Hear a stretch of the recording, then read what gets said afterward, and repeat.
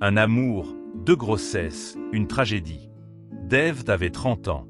Jeune homme d'une beauté naturelle, élégant, charismatique et respectueux, il dégageait une prestance rare malgré ses origines modestes. Fils d'une veuve courageuse, il avait grandi dans la pauvreté aux côtés de sa mère et de ses deux jeunes sœurs. Après le décès brutal de son père, Dev devint l'homme de la maison. Il se vit obligé de quitter son village pour la ville, dans l'espoir d'un avenir meilleur.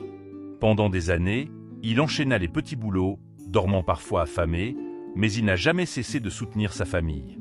À force de détermination, il réussit à décrocher son baccalauréat série A, puis une licence en communication des relations interprofessionnelles.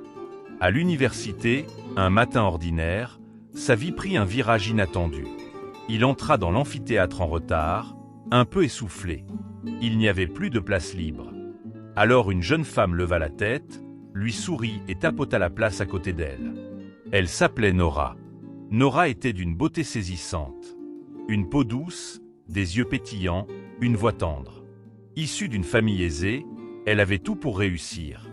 Mais au-delà de son apparence, c'était sa douceur et son intelligence qui touchaient le cœur de Dev.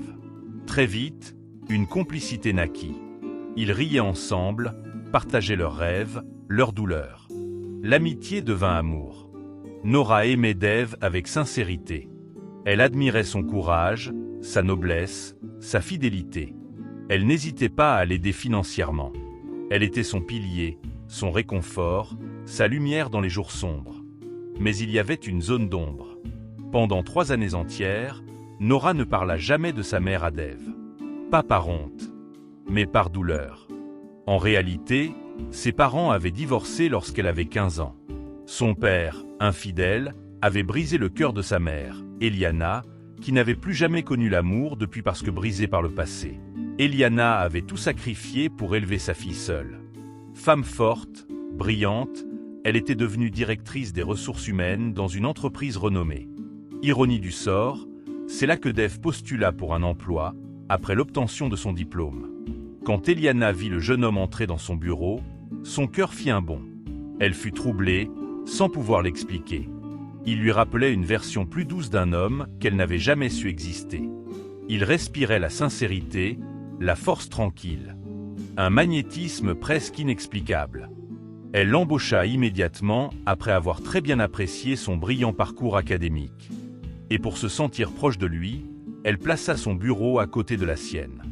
Chaque jour, elle était en contact avec lui et de plus près. Ils se parlaient de temps en temps et riaient tous ensemble d'un air complice. Dev, de son côté, restait professionnel. Il était flatté, bien sûr, mais son cœur appartenait à Nora. Chaque soir, il lui racontait ses journées, et souvent il parlait de sa patronne, une dame très gentille et très attentionnée. Un soir, dans une très bonne ambiance, Nora et Dev eurent une discussion plus intime que d'habitude. Dev, submergé d'émotions, lui raconta la mort de son père. Nora, touchée, le prit tendrement dans ses bras. À son tour, elle parla du divorce de ses parents, mais omit de dire où travaillait sa mère. Leur amour était si fort qu'ils vivaient tellement heureux. Ils vivaient une vraie passion et une grande complicité. Mais quelque temps plus tard, la vie des deux amoureux prit un tournant. Une nuit passionnée entre eux aboutit à une grossesse inattendue. Les deux amoureux sont bouleversés car ils n'étaient pas encore mariés et leur famille ne s'était jamais rencontrée. Néanmoins, ils décident ensemble d'assumer cette nouvelle vie.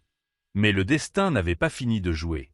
Le lendemain matin, Dev arriva au travail troublé, le visage fermé et l'esprit tourmenté. Eliana remarque tout de suite qu'il va mal. Elle s'inquiéta mais lui ne répondait que seulement « Ça va madame ». Eliana insista et l'invite à sortir prendre un verre pour changer les idées. Ils se retrouvèrent dans un bar calme. L'alcool coula, un peu trop.